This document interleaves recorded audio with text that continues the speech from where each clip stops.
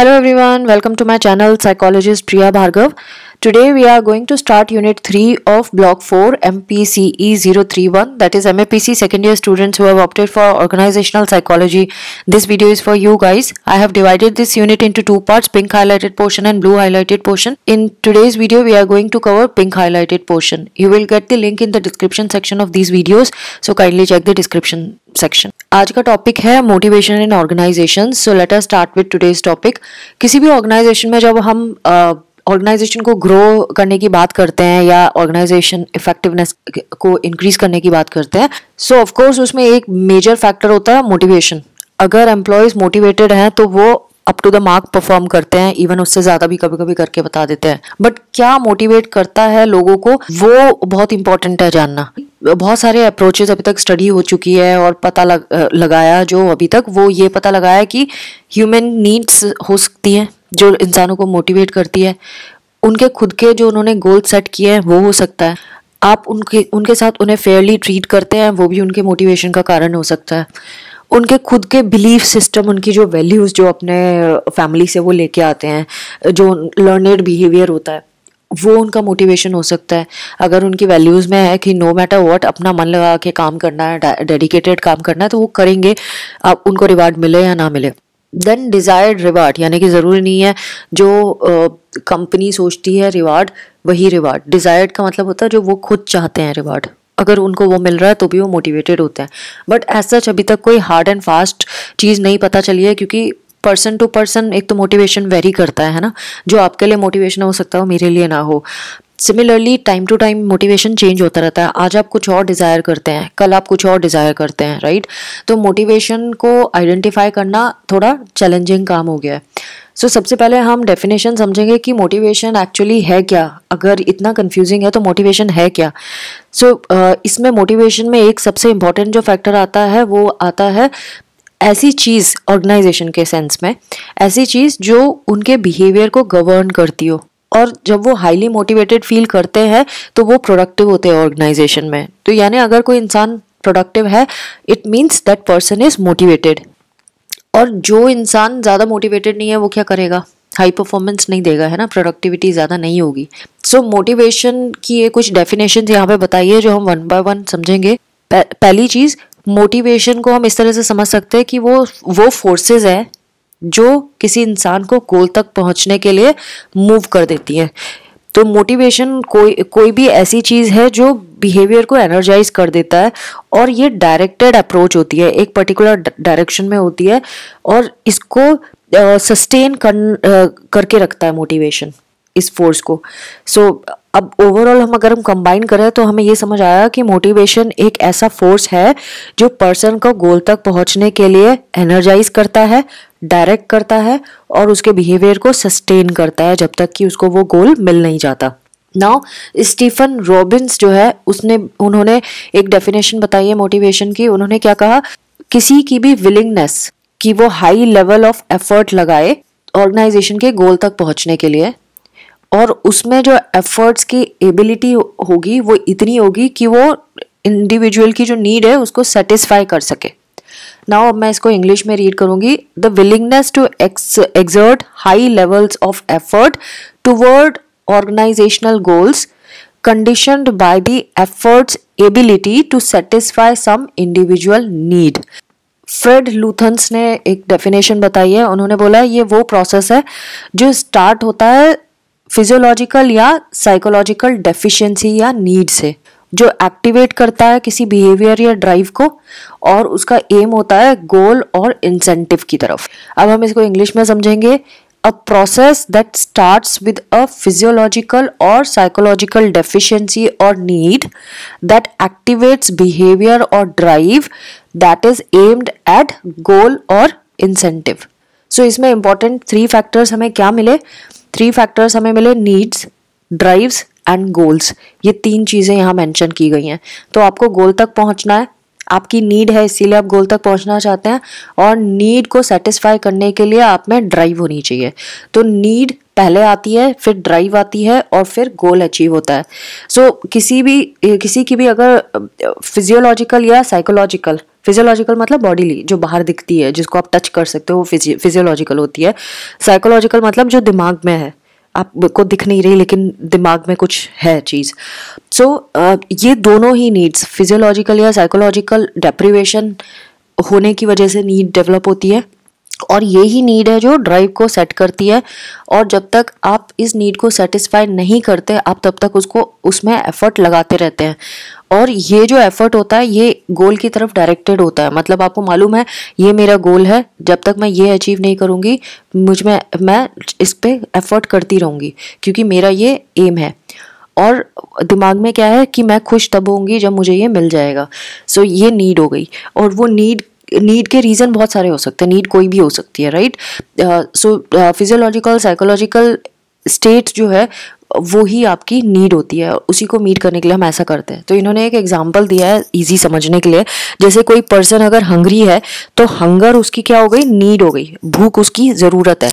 अब वो क्या करेगा, यही भूख जो है वो ड्राइव बन जाएगी जो खाने को ढूंढेगी, क्योंकि उसको मालूम है कि जब तक खाना नहीं खाएंगे भूख खत्म नहीं होगी, राइट। तो खाना इज दी ड्राइव कि उस तक पहुंचना है, और गोल क्या है, हंगर को सेटिस्फाई करना, कि हंगर जब सेटिस्फाई हो जाएगी तो आपने गोल अचीव कर लिया। अब आपको कनेक्शन समझ आ गया होगा, हंगर, फूड और satisfaction of hunger.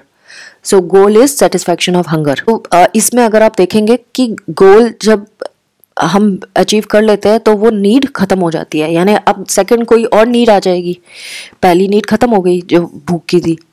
Now types of motives, motives किस किस टाइप के होते हैं वो यहाँ पे हम समझेंगे। सो बेसिक साइकोलॉजिकल रीजंस तो हमें किसी के एक्शन का यही होता है, एक्शन या बिहेवियर का, कि उसकी कोई नीड है। मोटिवेशन में बेसिक साइकोलॉजिकल या फिजियोलॉजिकल रीज़न होता ही है, और जिसकी वजह से उसका वो एक्शन उस डायरेक्शन में होता है। और ये जो फोर्सेस या फैक्टर्स होते हैं जो इस एक्शन को कर रहा है, या कोई पर्सन कोई बिहेवियर कर रहा है, वो इन्हीं फोर्सेस या फैक्टर्स की वजह से करता है। तो कौन कौन से फैक्टर्स है वो देखेंगे हम। एक होता है प्राइमरी और बेसिक मोटिवेशन। प्राइमरी या बेसिक मोटिवेशन होता है जो हमारा सेल्फ प्रिजर्वेशन की नीड होती है, यानी जो बेसिक नीड है, रोटी कपड़ा मकान, है ना, खाना चाहिए, कपड़े चाहिए, देन इसमें पेन का अवॉइडेंस, ये बेसिक नीड्स है, प्राइमरी मोटिव्स है ये हमारे, ये तो सेटिस्फाई हर एक इंसान के होने चाहिए। सो ये इन्फ्लुएंस करता है पर्सन का बिहेवियर, कि वो बेसिक लेवल को कैसे अपने इस मोटिव को कैसे पूरा करेगा। दूसरा मोटिव होता है सेकेंडरी मोटिवेशन। सेकेंडरी मोटिवेशन क्या है जो इसके अलावा है, प्राइमरी के अलावा है, ये लर्नड मोटिवेशन होता है। यानी प्राइमरी तो हमारा बेसिक है, हमारे को अंदर से आ गया, हमारे को किसी को समझाने की ज़रूरत नहीं है कि बेटा रोटी कपड़ा मकान तुम्हें चाहिए, वो हमारी ज़रूरत है, इसलिए वो ऑटोमेटिकली डेवलप होता है। बट जो सेकेंडरी मोटिवेशन है वो लर्नड मोटिवेशन होता है, जो अलग अलग ड्राइव से आता है, पर्सन टू पर्सन ये वेरी भी करता है। इसमें इंसान का अपना खुद का सेंस भी होता है कि वो किस चीज़ को अपनी लाइफ में प्रायोरिटी देता है ना। जो अपना बिहेवियर है वो इस तरह का होता है कि वो हमारे सेकेंडरी मोटिवेशन की तरफ हमें लेके जाता है। हमारा ये कॉन्शियस एफर्ट होता है, क्योंकि हम कॉन्शियसली हमने डिसाइड किया है कि ये हमारा मोटिवेशन है, हमने सीखा है, तो इसीलिए हमारा एक्शन भी कॉन्शियस होता है उसमें। पर्सन कॉन्शियसली एफर्ट करता है कि उस गोल तक पहुंचना है, और उसके सारे बिहेवियर्स जो होंगे वो उसको उसके गोल तक पहुंचने के लिए मोटिवेट करते रहेंगे। ये दो तरह के होते हैं जो सेकेंडरी मोटिवेशन होते हैं, एक्सट्रिंसिक एंड इंट्रिंसिक। जो एक्सट्रिंसिक मोटिवेशन होता है वो जब आपको बाहर से कोई रिवार्ड कर रहा है, तो आपका बाहर से जो आपको चीज़ मिल रही है, जो दुनिया देख सकती है, वो एक्सट्रिंसिक मोटिवेशन होता है। जैसे आप पर्टिकुलर एक्टिविटी में इसलिए लगे हुए हैं क्योंकि आपको मालूम है अगर आप इस तरह से काम करेंगे तो you will be rewarded by someone else, right. तो जैसे कि इन्होंने एक एग्जांपल दिया है वेकेशन का। सपोज आपको कोई हाई महंगे वाले वेकेशन के लिए जाना है, सपोज अब्रॉड जाना है आपको, ऑफ कोर्स आपका एयर का टिकट लगेगा, आपको कैब का टिकट भी लगेगा, फिर आप जब वहाँ पहुँचेंगे तो महंगे होटल्स में भी रुकेंगे, वहाँ की चीज़ें एक्सप्लोर करेंगे। बजट अच्छा खासा होना चाहिए, है ना, 2-3 लाख रुपए का तो आप मिनिमम मान के चलो। एंड देन वो डिपेंड करता है कि आपकी चॉइसेस क्या, आप कहाँ रुकना चाहते हो, कितना स्पेंड करना चाहते हो, फिर आप शॉपिंग भी करोगे। सो बहुत सारा पैसा हो गया। अब जो आपकी सैलरी है वो इतनी नहीं है, फॉर एग्जांपल आप सपोज आप 50,000 ही अर्न करते हो। सो आपको ऑफ कोर्स आप इतनी बड़ी वेकेशन में जाना है तो 6 महीने तक आपको, 6 से लेकर 1 साल तक आपको कुछ पैसा बचाते रहना पड़ेगा, थोड़ा थोड़ा थोड़ा, 5,000 10,000 इस तरह से करके, या उससे भी ज़्यादा आपको बचाना पड़ेगा, सो दैट आप थोड़ा सा सेक्शन पहले की थोड़ी सेविंग हो गई और जो आपने अभी किया। सो अब आपका, क्योंकि मोटिवेशन क्या है, एक वेकेशन आपका मोटिवेशन है, आपका गोल क्या है, वेकेशन। अब उसको फुलफिल करने के लिए आपको पैसे की ज़रूरत है। मतलब अब आपकी ड्राइव क्या होगी कि आप उस पैसे को बचाओगे, आप फालतू में खर्चे नहीं करोगे। और धीरे धीरे जब आपका पैसा इकट्ठा हो जाएगा तब आपको अपना गोल सामने नज़र आएगा, वेकेशन, कि आपको यहाँ पे जाना है। तो एक्सटर्नल मोटिवेशन क्या हो गया, वेकेशन। सो आपका रिवार्ड क्या हो गया, जो आपने वेकेशन मना के आए, आपने अकम्प्लिश किया, है ना। सो इस तरह से आपका वेकेशन में जाना गोल था। आपने जो पैसे बचाए वो आपकी ड्राइव थी, और जो आपकी नीड थी वो क्या थी कि वेकेशन में जाना है। तो अब वो गोल को अचीव करने के लिए मतलब वेकेशन मना के आना इज द गोल, तो वो आपने अचीव कर लिया इस तरह से। नाउ इंटरनल मोटिवेशन की अगर हम बात करें तो वो विजिबल नहीं होता, यानी हमारे अंदर होता है। हम किसी चीज़ को करके सेटिस्फाई होते हैं, हम साइकोलॉजिकली इंटरनली बहुत खुश होते हैं। जैसे कि इन्होंने एक एग्जांपल दिया है, एक स्टूडेंट है, उसने पढ़ाई की और उसने अच्छे मार्क्स लाए, तो बाहर से जो उसको ग्रेड मिला वो एक्सटर्नल मोटिवेशन है जो सबको दिख रहा है। और जो उसने उस सब्जेक्ट के बारे में और ज़्यादा नॉलेज लर्न की इधर उधर से, बुक के अलावा बाहर कहीं और सोर्सेज से भी लर्न की, तो वो इंटरनल मोटिवेशन है, तभी वो उसमें ज़्यादा एफर्ट्स डाल रहा है। Next is secondary motives. Secondary motive से पहले मैं आपको जनरल मोटिव के बारे में बताना चाहती हूँ, क्योंकि जनरल मोटिव का भी इसमें मेंशन है। सो आप फिर कंफ्यूज हो गए कि जनरल मोटिव्स कहाँ से आ गया। तो जनरल मोटिव्स जो होते हैं ये भी प्राइमरी मोटिव्स की तरह अनलर्नड होते हैं। हमने देखा था जो प्राइमरी मोटिव्स होते हैं वो भी अनलर्नड होते हैं, और बेसिकली उसमें फिजियोलॉजिकल नीड्स आती है, रोटी कपड़ा मकान, है ना, avoidance of pain and need for sleep, like that, जो बेसिक हमारी नीड होती है। वैसे ही जनरल मोटिव भी होते हैं जो अनलर्नड होते हैं, यानी हमने कहीं से सीखा नहीं है, हमारी अंदर से ही डेवलप हुई है। सो लेकिन ये फिजियोलॉजिकली बेस्ड नहीं होते हैं जो जनरल मोटिव्स होते हैं। जैसे कि हमारी क्यूरियोसिटी, मैनिपुलेशन, एक्टिविटी, अफेक्शन, ये कुछ एग्जाम्पल हैं जो हमारे जनरल मोटिव्स है। अब ये सारे साइकोलॉजिकल है, क्यूरियोसिटी भी साइकोलॉजिकल है, मैनिपुलेशन भी, एक्टिविटी, अफेक्शन, ये सारे साइकोलॉजिकल है। तो ये जनरल मोटिव हमारी बेसिक नीड जैसा ही है, लेकिन ये साइकोलॉजिकल है, not physiological. Primary motive physiological होते हैं।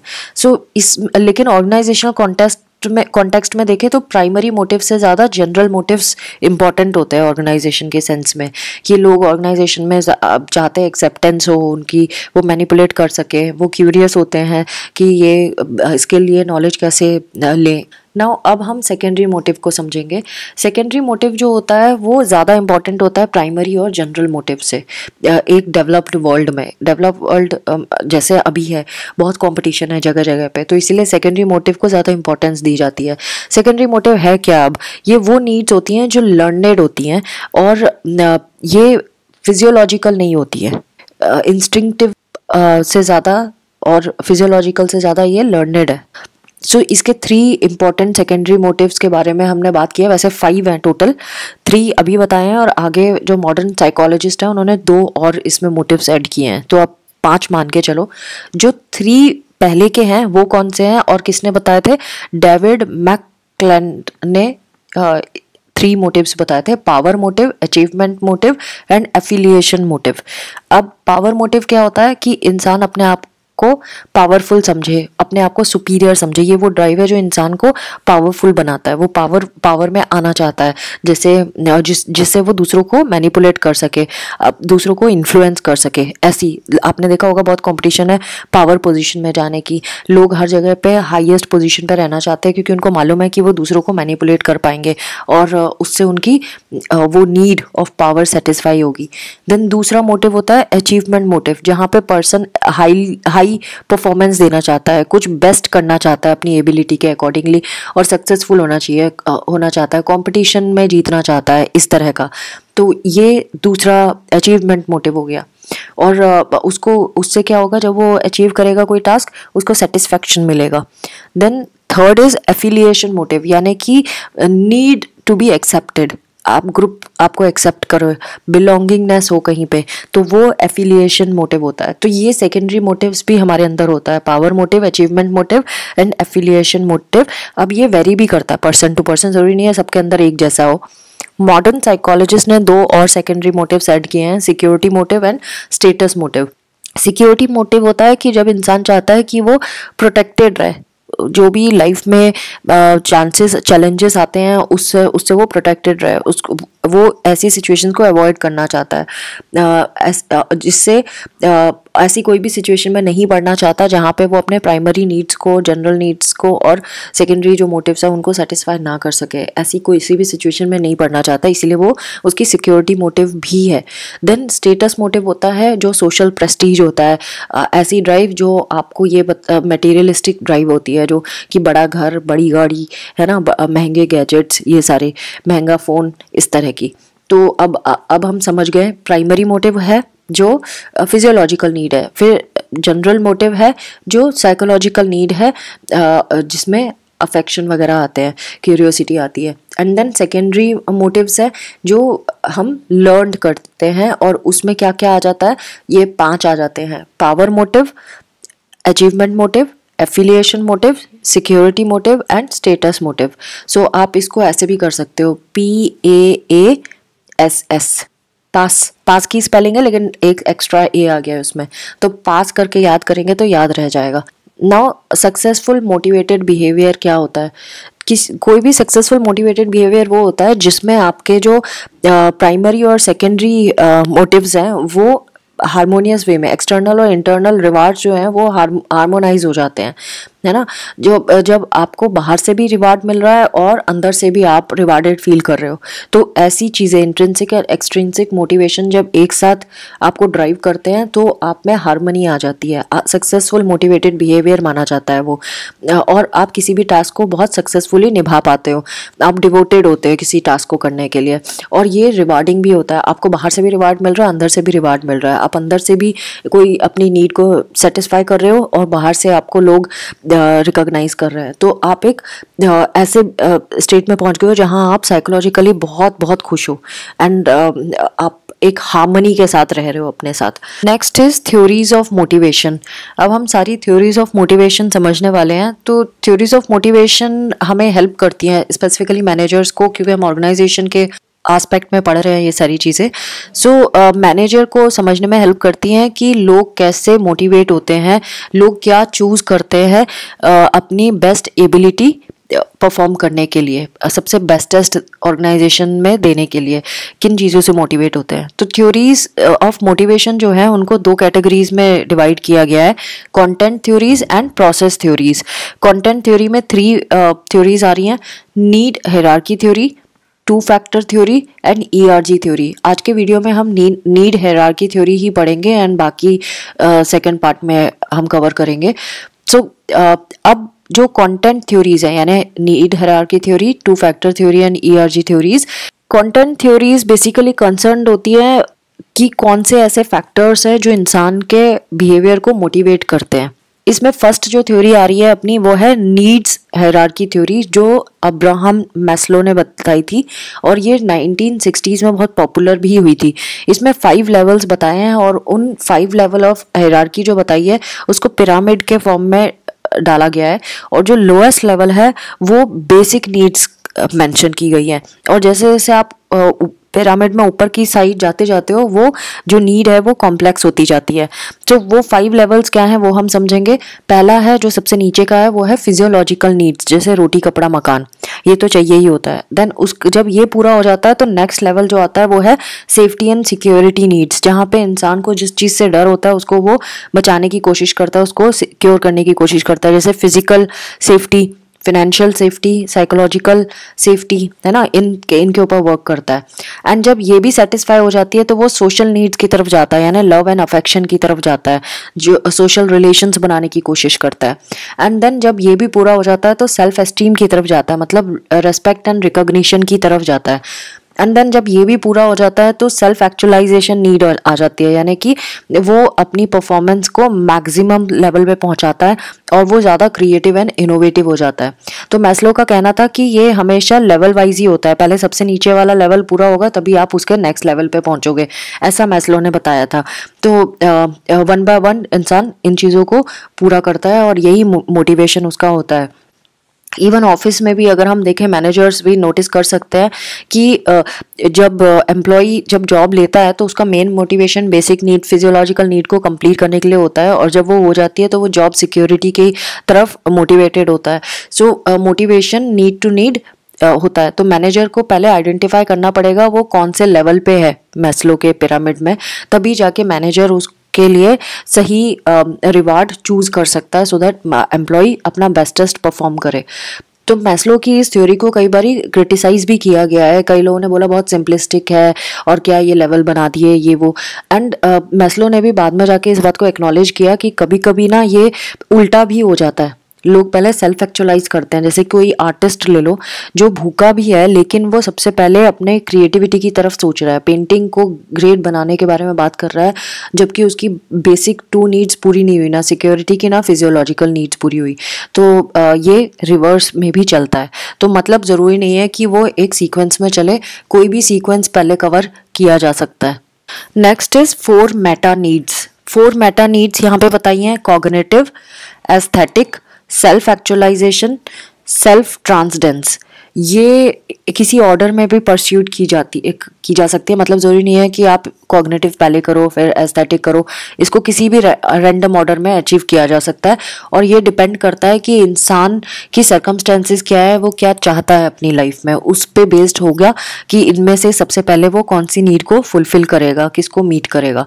अब इसके मीनिंग अगर हम समझे तो सेल्फ ट्रांसडेंस जो होती है ये ट्रांस ईगोइक लेवल होता है, और ये एम्फेसाइज करता है विजनरी इंट्यूशन को, एल्ट्रुइज्म को एंड यूनिटी कॉन्शियसनेस को। यानी आप जब लोगों की हेल्प करना चाहते हो और ज़्यादा विजनरी वे में सोचते हो, तो इसमें ट्रांस ईगोइक का मतलब होता है higher psychic spiritual state of development. Trans का मतलब होता है ट्रांसडेंस, एंड ईगो का मतलब होता है जो फ्रॉयड के वर्क थे डिफरेंट ईगो। सो हम प्री ईगोइक लेवल पे होते हैं, फिर हम ईगोइक लेवल पे पहुंचते हैं, फिर हम ट्रांस ईगोइक लेवल पे पहुंचते हैं। तो ईगो, ये 3 टर्म्स जो है pre egoic, egoic and trans egoic, ये जंगियन सेंस ऑफ कॉन्शियसनेस में भी यूज हुआ है, और ये अनकॉन्शियस के उल्टा चीज़ बताई गई है ना। अनकॉन्शियस अलग है, कॉन्शियसनेस अलग है एंड सबकॉन्शियस अलग है। तो ईगो इक्वेट होता है पर्सनालिटी से बेसिकली। जब हम ईगो की बात करते हैं हमारी पर्सनालिटी कैसी है। अब इन्होंने एक और टर्म यूज़ किया था, सेल्फ एक्चुअलाइजेशन। सेल्फ एक्चुअलाइजेशन, ये जितने भी टर्म है ना यहाँ पे, एस्थेटिक हो गया, सेल्फ एक्चुअलाइजेशन, कॉग्निटिव, इन सबको हम वन बाय वन समझेंगे कि ये तीनों जो नीड्स बताई गई हैं, चारों नीड्स बताई गई हैं, इन सबको। सेल्फ ट्रांसडेंस को तो अभी हमने डिस्कस किया, अब हम बाकी 3 को भी डिस्कस करेंगे। जैसे सेल्फ एक्चुअलाइजेशन, इनका मतलब होता है जब पर्सन ये जानता है कि एग्जैक्टली वो कौन है, कहाँ जा रहा है, क्यों उस काम को कर रहा है, क्या अकम्प्लिश करना चाहता है और किस तरफ वो मूव कर रहा है। तो ये स्टेट ऑफ वेलबींग का स्टेट माना जाता है जब सेल्फ एक्चुअलाइज हो जाता है पर्सन। फिर एस्थेटिक का भी टर्म आया था ऊपर। सो इसका क्या मतलब होता है, क्योंकि हम ये 4 मेटा नीड्स के बारे में बात कर रहे हैं। एस्थेटिक का मतलब होता है कि जब आप चीज़ें करते हो इसीलिए नहीं कि आउटकम कुछ मिलेगा, आप इसीलिए करते हो क्योंकि आप इस अर्थ में क्यों आए हो, आप रीजन ढूंढना चाहते हो। तो पर्सन जब ऐसा करता है तो वो ज़्यादा अपने आप को पीस में महसूस करता है, और वो ज़्यादा क्यूरियस होता है कि सारी चीज़ों के बारे में, इनर वर्किंग के बारे में ज़्यादा क्यूरियस होता है। देन कॉग्निटिव, कॉग्निटिव होता है जब पर्सन फ्री होता है, दूसरों के बारे में वो अच्छा सोचता है और वो अपने में ही सीखना चाहता है, अपनी नॉलेज को में कंट्रीब्यूशन करना चाहता है, अपने हायर लेवल पे पहुंचना, इंटेलिजेंस को और बढ़ाना चाहता है। देन एस्टीम का भी इन्होंने टर्म को यूज़ किया गया है। एस्टीम क्या होता है? जब आप वर्ल्ड में ऊपर की तरफ ग्रो करना चाहते हो, आप रिकॉग्निशन पाना चाहते हो और अपने बारे में जो भी थोड़े बहुत डाउट है उससे ओवर पावर होना चाहते हो। देन बिलोंगिंगनेस एंड लव का मतलब होता है जब आप किसी ग्रुप के पार्ट बनना चाहते हो, आप क्लोज फ्रेंडशिप बनाना चाहते हो। सेफ्टी, जो अपनी बेसिक इमीडिएट नीड होती है ना, डेंजर से बचने की एंड ऑल। फिजियोलॉजिकल नीड्स आपको पता ही है, फूड, रोटी कपड़ा मकान, उसके बारे में बात कर रहे हैं। तो ये जो स्टेट्स हैं मैस्लो के ही थे, उसमें इन्होंने बोला है कि ये शिफ्ट होते हैं, मतलब हम किसी भी स्टेट में कभी भी हो सकते हैं। अपने ये जो 4 स्पिरिचुअल और क्रिएटिव मोमेंट्स होते हैं, ये सारे जो हमने अभी self transcendence, aesthetic, self actualisation, ये सारे करे हैं, ये वाले जो स्टेट्स हैं ये टेम्परेरी हैं और ये हमें क्रिएटिव मोमेंट्स दिखाते हैं, शो करते हैं। नाउ इन्होंने यहाँ पे कैरेक्टरिस्टिक बताई है सेल्फ एक्चुअलाइजिंग पर्सन की। जो सेल्फ एक्चुअलाइज्ड पर्सन होता है वो उसकी बेटर परसेप्शंस होंगी रियलिटी को लेकर, वो ज़्यादा कंफर्टेबल होगा रियलिटी के साथ, फिर वो खुद को एक्सेप्ट करेगा जैसा वो है और उसके खुद का जो स्वभाव है उसको वो एक्सेप्ट करेगा। उसमें आर्टिफिशियलिटी नहीं दिखेगी, वो ज़्यादा दिखावा नहीं करेगा, वो अचीवर होगा लेकिन वो दिखावा नहीं करेगा। वो ज़्यादा फोकस्ड होगा प्रॉब्लम्स की तरफ जो दुनिया में चल रही हैं और कंसर्न्ड होगा कि इश्यूज और कौन से ऐसे क्वेश्चन है जिसके ऊपर उसको वर्क करना है। वो प्राइवेसी को ज़्यादा पसंद करेगा, लोगों से डिटैच्ड रहेगा, वो ज़्यादा डेवलपमेंट की तरफ सोचेगा और ग्रोथ की तरफ सोचेगा खुद की, और ये दूसरों के दूसरी चीज़ों को भी अप्रिशिएट करेगा।